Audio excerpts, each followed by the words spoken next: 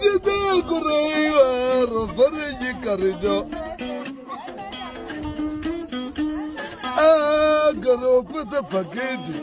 Posirene sodo papa do petuku. Pokusuru pesa ngati. Asing jimi mapakla pakita pesando.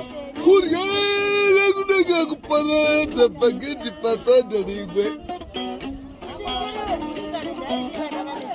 Kuchikanga kudega kupara paketi pata dari gue.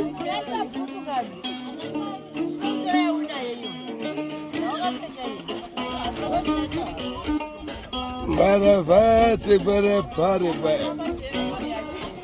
Bela vevita de porocosa.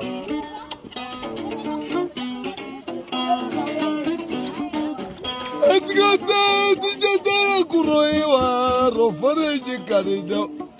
Oreha o aiwe.